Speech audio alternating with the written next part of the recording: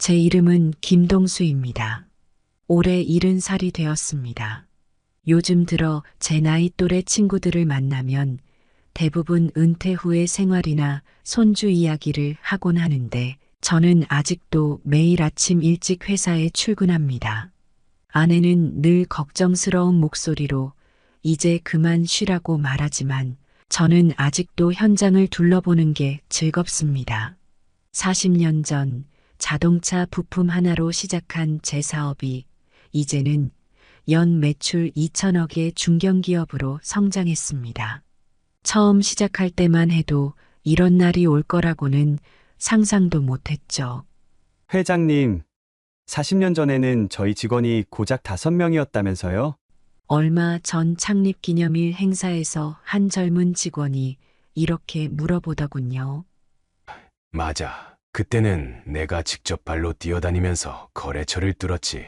지금처럼 해외 바이어들이 먼저 연락 오는 게 아니라 내가 직접 찾아가서 일본어 사전 들고 한 글자씩 짚어가면서 이야기했다니까.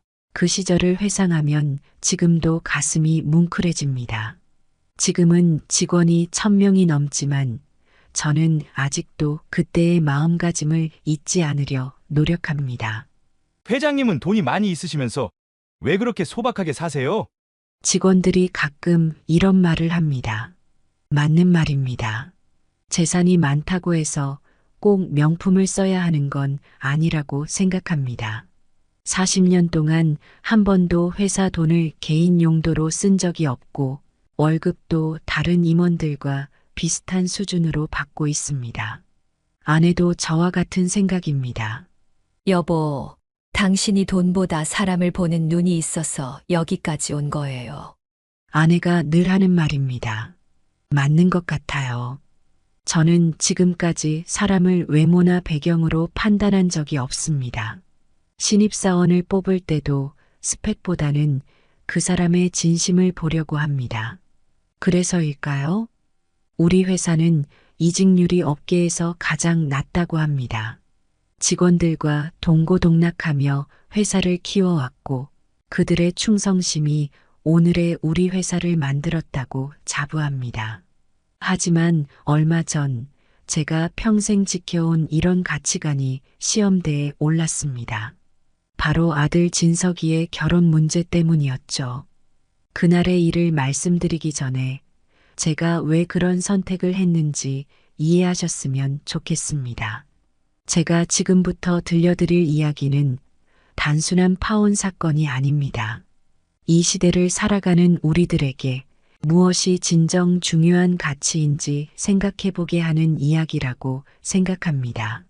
제 이야기를 들으시고 여러분도 한번 생각해 보시기 바랍니다. 과연 사람의 가치는 무엇으로 결정되는 것일까요? 어느 날 저녁 진석이가 결혼하고 싶은 사람이 생겼다며 제 서재를 찾았습니다. 36, 늦은 나이였지만 그동안 바쁘다는 핑계로 결혼을 미뤄왔던 아들이었습니다. 진석이는 제가 운영하는 회사가 아닌 다른 중소기업에서 대리로 일하고 있습니다. 대학 졸업 후 아들이 제게 와서 자신의 길을 가고 싶다고 했을 때 저는 기뻤습니다. 아버지의 그늘에서 벗어나 자신만의 길을 개척하겠다는 아들의 결정이 대견했거든요. 아들은 취업 준비를 할 때도 제 도움을 일절 받지 않았고 업계에서도 제 아들인 걸 아는 사람이 거의 없습니다. 그래서인지 결혼이 늦어지는 것에 대해 제 마음 한켠에서는 미안함이 있었습니다. 아내는 아들의 결혼 소식에 그 자리에서 눈물을 보였습니다. 어머니, 울지 마세요. 진석이의 말에 아내는 더 눈물을 흘렸습니다. 사실 저도 안심이 되었습니다. 요즘 젊은이들 사이에서는 결혼을 필수가 아닌 선택으로 여기는 추세라 우리 아들도 그러지 않을까 걱정이 많았거든요. 진석이는 예비 신부가 대기업 마케팅팀 과장이라고 했습니다. 업무 미팅에서 처음 만나 3개월째 교제 중이라고 하더군요. 처음에는 단순한 업무 관계였다가 몇 번의 회식을 같이 하면서 서로에 대해 알아가게 되었다고 합니다. 여자친구는 진석이보다 2살 어린 34살이라고 했습니다. 아들의 이야기를 들으니 제 젊은 시절이 떠올랐습니다. 저도 아내를 처음 만났을 때 작은 공장의 사장이었을 뿐이었습니다. 하지만 아내는 제 가능성을 믿어주었고 그 믿음 덕분에 이만큼 성장할 수 있었죠. 그래서 아들의 결혼에 대해서도 그다지 조건을 따지고 싶지 않았습니다. 그런데 상대방 집안 이야기를 듣는 순간 제 마음 한켠이 불편해졌습니다. 예비 바깥사도는 대기업 임원 출신이었고 예비 안사도는 강남에서 유명 성형외과를 운영하고 있었습니다. 30년이 넘는 세월 동안 수많은 사람들을 만나며 깨달은 게 있습니다. 겉으로 보이는 모습과 실제 그 사람의 됨됨이는 다를 수 있다는 것이죠. 진석이가 들려주는 사돈댁 이야기를 들으며 뭔가 껄끄러운 것이 느껴졌습니다. SNS에 올린 사진들을 보여주는데 호화로운 식당에서 찍은 사진, 명품 가방을 자랑하는 사진들이 대부분이었습니다. 저는 수십 년간 기업을 운영하면서도 단 한 번도 사치를 부린 적이 없습니다. 직원들에게도 검소한 생활을 강조했고 회사 돈을 쓸 때는 항상 신중했습니다. 아버지, 이번 주말에 처음 뵙는 자리예요. 강남 쪽 한정식집으로 예약했어요. 진석이의 말에 고개를 끄덕였지만 마음속 불안감은 더욱 커져갔습니다. 상견례 전날 밤 아내와 긴 대화를 나누었습니다. 평소 아내는 제 사업 파트너이자 최고의 조언자였습니다. 힘든 시기마다 아내의 조언은 항상 옳았습니다. 이번에도 아내의 생각이 궁금했습니다. 여보, 나 이번에는 좀 특별한 걸 해보고 싶어. 아내도 저와 같은 생각을 하고 있었나 봅니다. 40년 전 저는 작은 공장에서 시작했습니다. 그때는 돈도 배경도 없었지만 정직하게 살면 언젠가는 인정받을 수 있다고 믿었습니다. 그 믿음대로 살았더니 정말 많은 사람들이 저를 인정해 주었습니다. 지금도 매일 아침 일찍 출근해서 현장을 둘러보는 게 제 일과입니다. 직원들과 같은 구내식당에서 밥을 먹고 현장의 목소리를 직접 듣습니다. 회장이라는 자리에 있지만 저는 여전히 40년 전의 그 청년이고 싶습니다. 하지만 요즘 세상은 많이 달라졌습니다. 젊은 세대들 사이에서는 명품이 필수품이 되어가고 있고 자신의 능력 이상으로 허세를 부리는 경우가 많았죠. SNS에는 명품백, 수입차, 호화로운 식사 자랑이 넘쳐납니다. 예비 사돈댁의 SNS를 보면서 제 마음이 불편했던 것도 그런 이유였을 것입니다. 우리와 진정으로 맞는 집안인지 시험해보고 싶어. 아내도 제 뜻에 동의했습니다.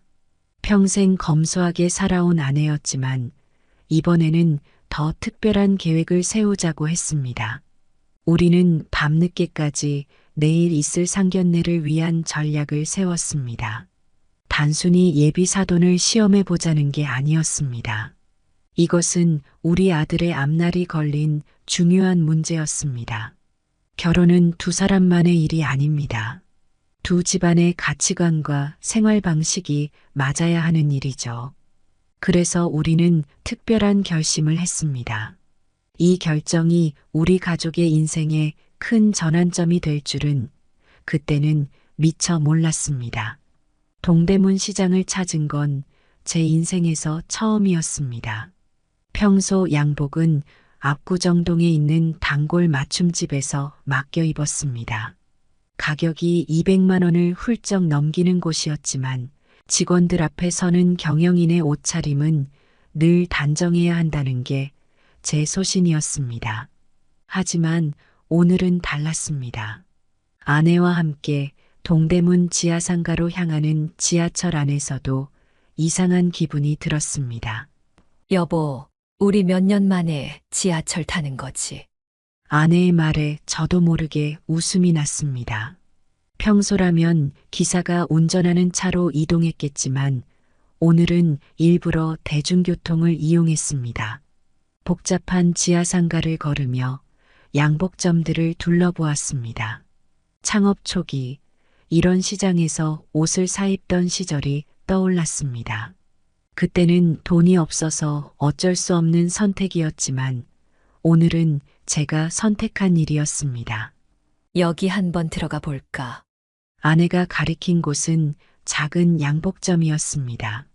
들어가자마자 주인 아저씨가 반갑게 맞이했습니다. 어서 오세요. 양복 보러 오셨나요? 네. 내일 중요한 자리가 있어서요. 가게 안에는 기성복 양복들이 빼곡히 걸려 있었습니다. 이 양복은 20만 원짜리인데 아주 괜찮습니다. 한번 입어보시겠어요? 주인 아저씨가 건넨 양복은 생각보다 깔끔해 보였습니다. 어두운 남색에 은은한 체크 무늬가 들어간 디자인이었습니다. 시착실에서 갈아입어 보니 생각보다 핏이 나쁘지 않았습니다. 아, 이 정도면 되겠네. 아내도 만족스러워했습니다. 구두도 근처 구두가게에서 골랐습니다. 3만 원짜리였지만 닦아놓으니 그럴듯해 보였습니다. 40년 회사 생활 동안 이런 선택을 해본 적은 없었습니다. 평소 값비싼 정장을 즐겨 입지는 않았지만 그래도 이렇게 저렴한 옷을 사 입어보는 건 처음이었죠. 양복을 고르면서 문득 지난 날이 떠올랐습니다. 처음 공장을 시작했을 때가 생각났습니다. 그때는 정말 이런 옷들만 입었었죠. 아침 일찍 공장을 열고 늦은 밤까지 일하던 시절. 지금 생각해도 그때가 제일 순수했던 것 같습니다. 돈이 생기고 지위가 생기면서 자연스럽게 좋은 옷을 입게 되었지만 그렇다고 사치스럽게 산 적은 없었습니다. 늘 검소한 생활을 해왔고 직원들에게도 그렇게 가르쳤습니다. 하지만 이번처럼 일부러 수수한 차림을 한 적은 없었죠. 아내도 저와 같은 마음이었던 것 같습니다. 백화점에서 사온 고가의 옷들을 제쳐두고 시장에서 5만 원짜리 원피스를 골랐습니다.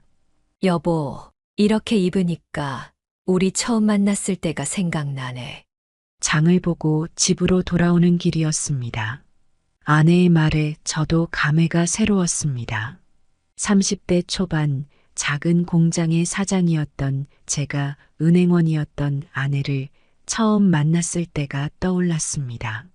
택시를 타려다가 또 지하철을 타기로 했습니다. 오랜만에 지하철을 타니 색다른 기분이 들었습니다. 평소에는 생각지도 못할 일들을 하는 하루였습니다. 집에 도착해서 내일 입을 옷들을 다시 한번 점검했습니다. 양복도 구두도 나쁘지 않아 보였습니다.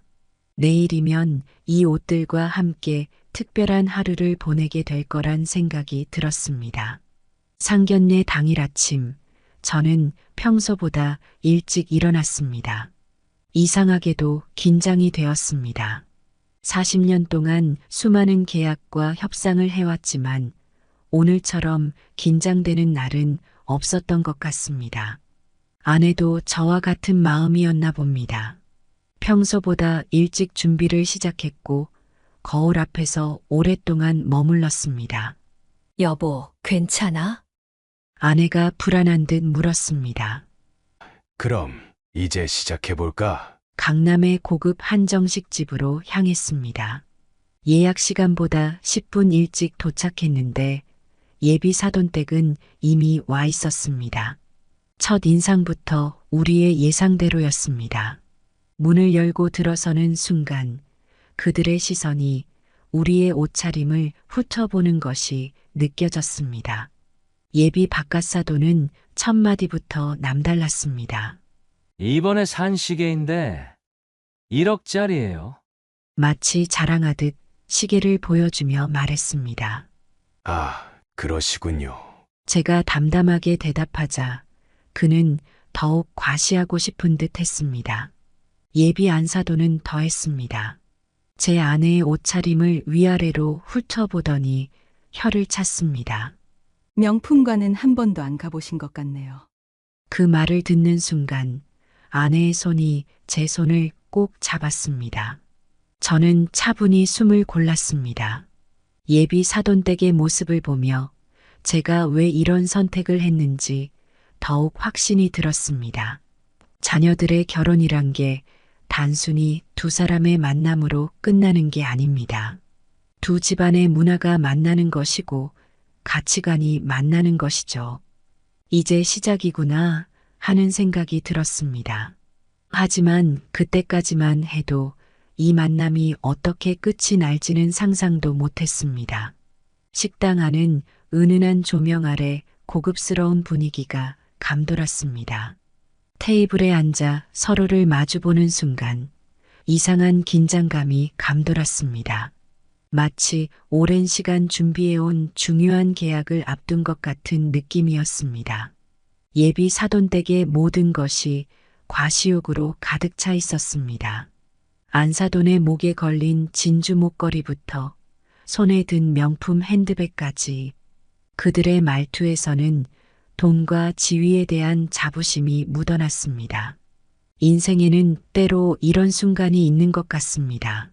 평범해 보이는 하루가 때로는 우리 인생의 큰 전환점이 되기도 하는 것처럼 말입니다.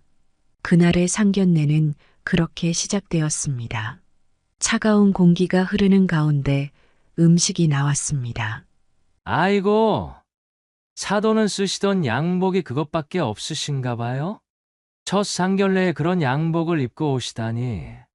우리 딸이랑 결혼하면 양복 좀 사드려야겠어요. 이거 보세요. 제 양복은 프랑스 자수가 들어간 이탈리아 고급 브랜드예요. 우리 사돈 어른은 옷에 관심이 없으신가 봐요? 바깥사돈의 말에 진석이가 고개를 숙였습니다. 어머, 숟가락은 그렇게 드시는 게 아닌데. 우리 사돈댁은 식사, 예절도 좀 특이하시네요. 아니, 거기 그렇게 수저를 놓으시면 어떡해요? 소리가 나잖아요. 저희 집은 어릴 때부터 아이들 예절 교육을 철저히 시켰거든요. 안사돈은 제 아내를 향해 거들먹거리며 말했습니다. 자네는 지금 어디 다닌다고 했지? 중소기업이라고 했나? 어떤 회사야? 들어본 적도 없는 회사네. 연봉은 얼마나 되나? 우리 딸이 지금 대기업에서 과장으로 일하고 있는데 월급이 얼마인지 아는가? 자네가 버는 돈으로 우리 딸 생활 수준을 맞출 수 있을지 걱정이네. 바깥사돈이 진석이를 닥달하듯 물었습니다. 아버님, 제가 진석이가 떨리는 목소리로 대답하려 했지만 바깥사돈이 말을 끊었습니다. 중소기업 대리면 연봉이 4천? 5천? 그 정도일 것 같은데 우리 딸 명품백 하나 사주기도 버거우겠어. 지금 우리 딸이 들고 있는 가방이 얼만 줄 알아? 이거 한 달 월급으로도 못 사. 하하. 안사돈이 거든 듯 말을 이었습니다. 그래도 우리 딸이 마음에 들어 하니까 봐드리는 거예요. 근데 첫 상견례부터 이게 뭐예요? 옷을 그렇게 입고 오시면 어떡해요? 아무리 그래도 상견례인데 딸한테 너무 서운하네요. 예비 며느리는 당황한 듯 어쩔 줄 몰라 했습니다. 엄마, 그만하세요. 너는 가만히 있어. 엄마가 다 너 생각해서 하는 말이야. 사위 자리가 이래서야 되겠니?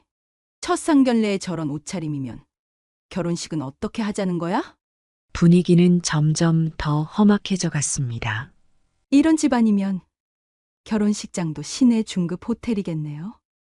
우리 딸 결혼식은 최소한 호텔 신라 정도는 돼야 할 텐데. 아니면 하와이에서 올리던가. 우리 친구들 다 자녀들 하와이에서 결혼식 올렸거든요. 근데 이런 집안이면 그런 건 생각도 못 하시겠죠? 하하. 안사돈이 비웃듯 말했습니다. 신혼여행은 어디로 갈 계획인가? 설마 동남아는 아니지? 우리 딸 친구들은 다 유럽이나 몰디브로 갔는데, 아니 적어도 괌이나 하와이는 가야지. 자네 여행 경비는 준비되어 있어? 박갓사돈이 진석이를 곤란하게 만들었습니다.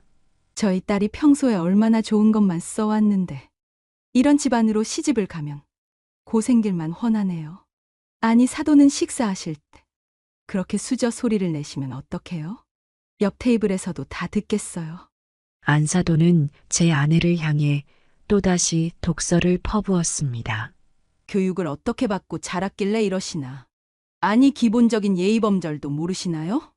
우리 집은 어릴 때부터 예절학원 보내고 식사 예절도 철저하게 가르쳤어요. 근데 이런 분들이랑 한 집안이 된다고 생각하니 걱정이 이만저만이 아니네요.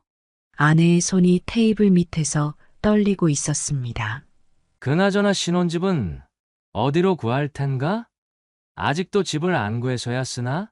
우리 딸은 강남에서만 살았는데 신혼집도 강남은 돼야 할 텐데 자네 월급으로 강남을 감당할 수 있어? 아니면 사돈께서 도와주실 건가요? 박갓사돈이 저를 쳐다보며 물었습니다. 아니 근데 정말 이해가 안 되는 게 어떻게 첫 상견례에 저런 양복을 입고 오시죠? 옷에 관심이 없다고 하기에는 너무하시네요. 사돈들은 평소에도 이러고 다니시나요? 아니 적어도 오늘 하루는 좀 신경 쓰셨어야 하는 거 아닌가요? 안사돈은 다시 한번 제 옷차림을 비웃었습니다. 진석이는 고개를 푹 숙인 채 아무 말도 하지 못했고 예비 며느리는 안절부절 못하는 모습이었습니다. 우리 딸 때문에 이런 집안이랑도 상견례를 하고 있다니. 내가 잘못 생각했나? 아니, 그래도 이렇게까지 수준 차이가 날 줄은 몰랐네. 어휴. 더 이상은 참을 수 없었습니다. 아내의 떨리는 손이 제 손을 꼭 잡았습니다. 저는 천천히 지갑을 꺼냈습니다. 그동안 40년을 기업인으로 살아오면서 이런 순간이 올 줄은 몰랐습니다. 잠시 제 말씀 좀 들어주시겠습니까? 조용하지만 단호한 목소리로 말을 꺼냈습니다. 뭐 하실 말씀이라도 있으신가요? 아니면 우리 말이 마음에 안 드셨나요? 박갓사돈이 여전히 거만한 태도로 물었습니다. 네, 보여드릴 게 있어서요. 지갑에서 꺼낸 것은 제 명함이었습니다. 땡땡 자동차 부품 회장 김동수. 박갓사돈이 명함을 받아들었습니다. 땡땡 자동차 부품이요? 설마 그 땡땡 자동차. 박갓사돈의 목소리가 달라졌습니다. 네, 현대자동차 1차 벤더사인 땡땡자동차 부품입니다. 이어서 최근 자산평가서도 내밀었습니다. 연 매출 2천억, 순자산 500억이 적혀 있었죠. 박갓사돈의 얼굴이 하얗게 변했습니다. 아, 이런. 안사돈은 황급히 자리에서 일어났습니다. 아이고, 농담이었어요. 제가 평소에 말이 좀 그런가 봐요. 오해하지 마세요. 박갓사돈도 급하게 말을 이었습니다. 회장님. 아니 사돈어른. 제가 신뢰가 많았습니다. 귀하신 분이신데 제가 몰라보고. 그들의 태도가 180도 바뀌었습니다. 사장님. 아니 회장님께서 이런 분이실 줄이야. 아이고. 이거 어쩐다. 우리 사돈어른이 이런 분이셨다니. 안사돈은 연신 굽실거리며 말했습니다. 우리 딸이 복이 많네요. 아이고, 이렇게 좋은 집안이라니. 방금 전까지 제 아내를 무시하던 그 입에서 감탄사가 쏟아져 나왔습니다. 회장님. 앞으로 제가 잘 모시겠습니다. 우리 두 집안이 이렇게 만난 것도 다 인연이 있어서. 박갓사돈은 계속해서 말을 이었습니다. 하지만 제 마음은 이미 돌아섰습니다. 죄송하지만 이 자리에서 혼담을 적겠습니다. 단호한 목소리로 말했습니다. 네. 아니 회장님. 왜 그러십니까? 제가 뭐 실수한 게 있다면 너그럽게. 겉모습만 보고 사람을 판단하시는 분들과는 인연을 맺을 수 없을 것 같네요. 바깥사돈이 당황하며 말했습니다. 아니, 그게 아니라 오해가 있으신 것 같은데요. 제가 다시 한번 설명드리면 안사돈도 황급히 끼어들었습니다. 아이고, 사돈 어른, 제가 실수를 했네요. 용서해 주세요. 앞으로는 절대로. 하지만 제 결심은 확고했습니다. 40년 동안 기업을 경영하면서 배운 게 있습니다. 사람의 진심은 돈 앞에서 드러난다는 거죠. 잠시 숨을 고르고 말을 이었습니다. 방금 전까지 저희를 무시하시더니 제 지위를 알고 나니 태도가 달라지시네요. 이런 분들과 한 가족이 된다는 건 있을 수 없는 일입니다. 아버지, 진석이가 떨리는 목소리로 불렀습니다. 예비 며느리는 눈물을 글썽이며 아무 말도 하지 못했습니다. 오늘 이 자리는 여기까지입니다. 자리에서 일어섰습니다. 아니, 회장님. 앉으세요. 다시 한 번만 기회를. 더 이상 할 말이 없습니다. 아내도 조용히 일어났습니다. 여보, 가시죠. 아내의 목소리는 단단했습니다. 사돈 어른, 제발요. 우리 다시 이야기 좀. 안사돈의 애원하는 목소리가 뒤에서 들렸습니다. 하지만 우리 부부는 뒤도 돌아보지 않고 식당을 나섰습니다. 밖으로 나오니 한결 마음이 가벼워졌습니다. 아버지, 진석이가 뒤따라 나왔습니다. 진서가, 미안하다. 하지만 이게 너를 위한 길이야. 아들의 어깨를 두드렸습니다. 아버지 말씀이 맞습니다. 저도 이제 알겠습니다. 진석이의 눈에도 눈물이 고여 있었습니다. 예비 며느리도 뒤따라 나왔지만 아무 말도 하지 못하고 눈물만 흘렸습니다. 이렇게 끝이 날 줄 알았다면 차라리 처음부터 이런 자리를 갖지 말았어야 했을 것입니다. 하지만 이번 일을 통해 우리는 더 중요한 것을 깨달았습니다. 돈과 명예는 그저 거칠애일 뿐, 진정한 가치는 그 사람의 마음에 있다는 것을. 그날 이후로 한동안 우리 가족은 힘든 시간을 보냈습니다. 사돈댁은 온갖 방법을 동원해 연락을 취해왔습니다. 먼저 바깥사돈의 지인이라며 바깥사돈이 다니는 대기업 부사장이 저를 찾아왔습니다. 김 회장님, 젊은 사람들 일인데 우리가 너무 관여하는 건 아닙니까? 하지만 제 대답은 단호했습니다.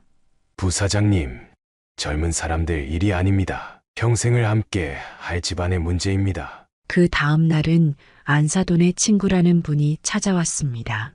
우리 친구가 잘못됐습니다. 무릎이라도 꿇고 사과하겠다고 하는데. 그 말을 들으며 더욱 실망했습니다. 진정한 반성이 아닌 자신들의 체면을 지키기 위한 행동이라는 게 보였기 때문입니다. 예비 며느리도 여러 차례 전화를 걸어왔습니다. 아버님, 제발 한 번만 기회를 주세요. 저희 부모님이 잘못했습니다. 저희 엄마가 원래 그런 분이 아니에요. 전화기 너머로 들리는 흐느낌 소리가 안타까웠지만 제 마음은 바뀌지 않았습니다. 널 탓하는 게 아니다. 하지만 평생을 함께 할 집안인데 이렇게 시작하면 안 된다. 바깥사돈은 급기야 제 회사까지 찾아왔습니다. 회장님, 제가 잘못했습니다. 한 번만 용서해 주십시오. 하지만 이미 그들의 본심을 봤습니다. 돈과 지위 앞에서 인격이 바뀌는 사람들과는 함께할 수 없었습니다. 가장 힘들어한 건 진석이었습니다. 처음 며칠간은 방에서 나오지도 않았습니다.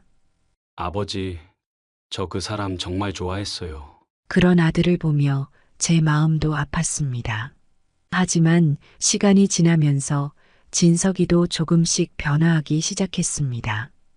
아버지, 그날 상견례장에서 사실 저도 많이 실망했어요. 어느 날 저녁 진석이가 먼저 이야기를 꺼냈습니다. 처음에는 이해가 안 됐어요. 하지만 시간이 지나고 보니 아버지 말씀이 맞았어요. 진석이는 그들이 보낸 수많은 문자 메시지를 보여주었습니다. 처음에는 사과하는 내용이었다가 점점 협박조로 바뀌어가는 내용들이었습니다.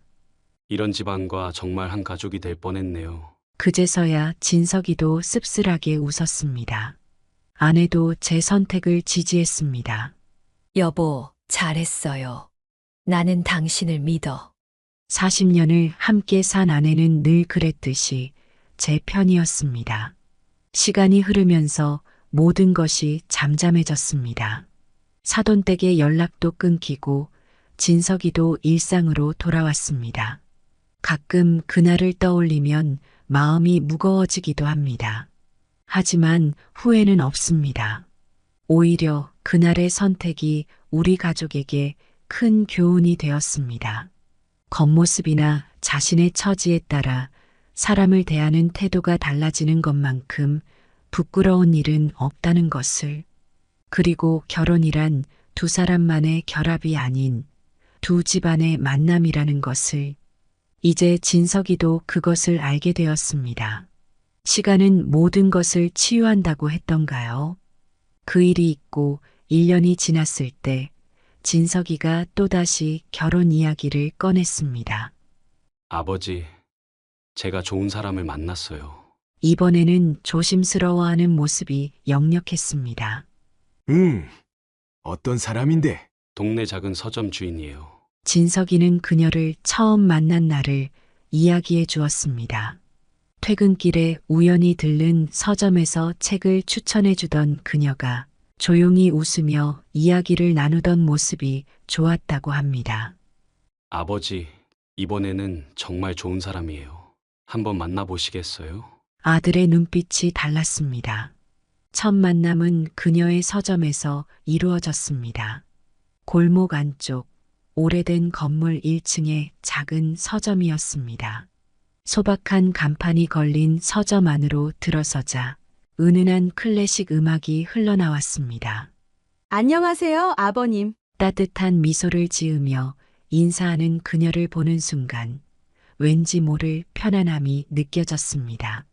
우리 가게가 작아서 죄송해요. 하지만 이곳에 오시는 손님들은 이 작은 공간이 좋다고 하세요. 수줍게 말하는 그녀의 모습이 참 순수해 보였습니다. 책장 사이사이에는 손님들을 위한 작은 쪽지들이 붙어 있었습니다. 이 책을 읽으면 마음이 따뜻해질 거예요. 힘들 때 읽기 좋은 책입니다. 그녀가 직접 쓴 책 추천 메모였습니다. 혹시 차 한잔 하실래요? 제가 직접 블렌딩한 허브티인데. 허브티를 마시며 이야기를 나누었습니다. 그녀의 아버지는 대학 교수였는데 3년 전 돌아가셨다고 했습니다. 어머니와 함께 평생 모아온 책들로 이 서점을 열었다고 합니다. 교수님이셨던 아버지의 뜻이기도 했어요. 책과 함께하는 공간을 만들고 싶어 하셨거든요. 그녀의 이야기를 들으며 제 마음이 따뜻해졌습니다. 돈이나 지위가 아닌 책과 문화를 사랑하는 마음이 느껴졌기 때문입니다. 그렇게 시작된 만남이 자연스럽게 이어졌고 얼마 후 그녀는 우리 집안의 사정을 알게 되었습니다. 하지만 그녀는 전혀 달라지지 않았습니다. 오히려 제 회사 이야기를 들으며 감탄했습니다. 아버님, 정말 대단하세요. 40년 전 자동차 부품 하나로 시작하셔서 이만큼 이루시다니. 그리고 조심스레 제안했습니다. 시아버님의 성공 스토리를 책으로 내고 싶어요. 요즘 젊은이들에게 꼭 필요한 이야기일 것 같아서요. 그녀의 눈빛에서 진심이 느껴졌습니다. 더욱 놀라웠던 것은 그녀가 우리 회사 직원들을 위한 독서 프로그램을 제안한 것이었습니다. 직원들의 자기 개발을 위해 작은 도서관을 만들면 어떨까요? 제가 좋은 책들을 추천해 드릴 수 있어요. 그녀의 제안으로 시작된 회사 도서관은 지금 직원들에게 가장 인기 있는 공간이 되었습니다. 처음엔 아내도 걱정했습니다. 하지만 그녀를 만나고 나서는 아내도 안심했습니다.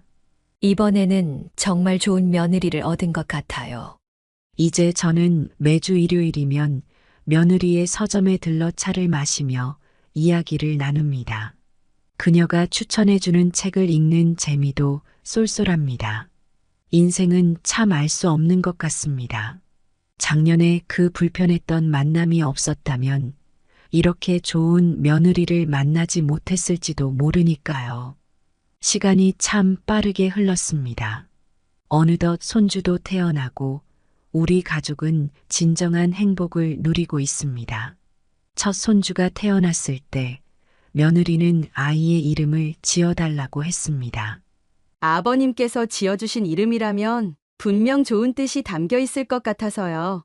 저는 수연이라는 이름을 지어주었습니다. 맑은 물처럼 깨끗한 마음을 가진 사람이 되라는 뜻이었습니다. 손주가 태어난 후 며느리의 서점 한켠에는 육아 서적 코너가 생겼습니다. 손님들과 육아 경험을 나누다 보면 책과는 또 다른 배움이 있더라고요. 며느리는 이제 동네 젊은 엄마들의 사랑방 같은 공간을 만들었습니다. 매주 수요일 오전에는 그림책 읽어주기 시간도 진행합니다. 아이들이 책과 친해지는 모습을 보며 며느리의 얼굴에는 늘 행복한 미소가 가득합니다. 우리 회사에도 변화가 생겼습니다. 며느리가 제안한 직원 독서 프로그램이 큰 호응을 얻고 있기 때문입니다. 매월 한 권의 책을 선정해서 함께 읽고 토론하는 시간을 가집니다. 아버님, 직원들의 성장이 곧 회사의 성장이잖아요. 며느리의 이런 생각이 참 마음에 듭니다.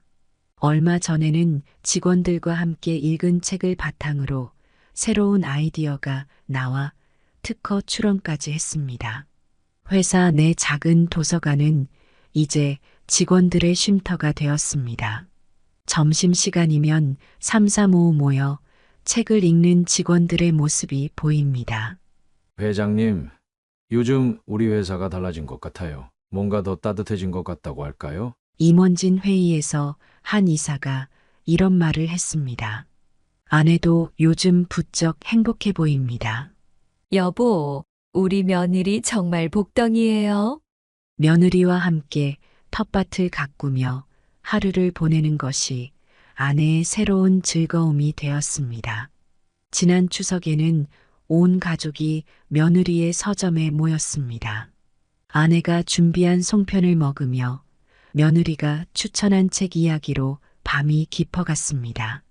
아버님, 그때 그런 결정을 하시지 않았다면 우리가 이렇게 행복할 수 있었을까요? 문득 며느리가 물었습니다. 그 말을 들으니 2년 전 그날이 떠올랐습니다. 겉모습과 물질 만능주의에 젖어 있는 세상에서 그날의 결정이 쉽지는 않았습니다. 하지만 그 결정이 우리 가족에게 진정한 행복을 가져다 주었습니다. 이제와 생각해 보면 그날의 선택은 우리 가족의 전환점이었습니다. 돈이나 지위가 아닌 사람의 됨됨이를 보는 눈을 가질 수 있게 해준 소중한 경험이었죠. 이 이야기를 들려드리는 이유는 간단합니다. 요즘처럼 겉모습과 물질 만능주의가 만연한 시대에 무엇이 진정한 가치인지 생각해 보시길 바라는 마음에서입니다. 진정한 행복은 명품백이나 고급 시계에 있지 않습니다. 서로를 이해하고 배려하는 마음, 그리고 함께 성장하고자 하는 진심에 있다고 생각합니다. 우리 며느리가 늘 하는 말이 있습니다.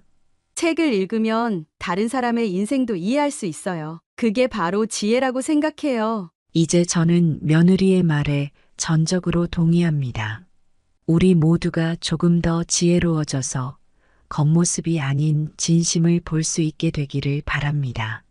이것이 제가 이 이야기를 들려드리는 진짜 이유입니다. 인생은 참 신기한 것 같습니다. 마치 겨울이 지나면 봄이 오듯 힘든 시간이 지나면 늘 좋은 날이 찾아왔습니다. 40년 전 작은 공장에서 쇠를 깎던 청년이 이렇게 큰 기업의 회장이 될 줄은 몰랐습니다. 그 시절의 거친 손과 기름 묻은 작업복이 제 인생의 훈장이었다고 생각합니다. 세월이 흘러 이제는 손주를 안고 있는 할아버지가 되었지만 제 마음속에는 여전히 그때의 청년이 살아 있습니다. 돈이란 것은 참 이상한 것 같습니다. 있을 땐 몰랐는데 없는 사람의 마음을 이해하게 되었고, 많은 사람들이 가진 것 때문에 저를 판단할 때 오히려 그들의 마음이 보였습니다. 인생에서 가장 값진 것은 밤하늘의 별처럼 반짝이는 순수한 마음이 아닐까 생각합니다. 돈으로 살 수 있는 것들은 많지만 진심 어린 마음만큼은 살 수 없다는 걸 이제야 깨닫습니다. 며느리가 운영하는 작은 서점에서 책 향기 맡으며 손주와 보내는 시간이 제게는 황금보다 더 소중합니다. 세상의 모든 부모가 자식의 결혼을 앞두고 고민할 때 겉모습이 아닌 그 사람의 진짜 마음을 볼 수 있기를 바랍니다. 봄날 꽃이 피듯 저절로 피어나는 것은 없습니다. 모진 겨울을 이겨내야 비로소 꽃이 피듯 우리도 그런 시간들이 있었기에 지금 이 행복이 더욱 소중한 것 같습니다. 이제 저는 압니다. 진정한 부자란 통장 잔고가 아닌 마음의 잔고가 풍성한 사람이라는 것을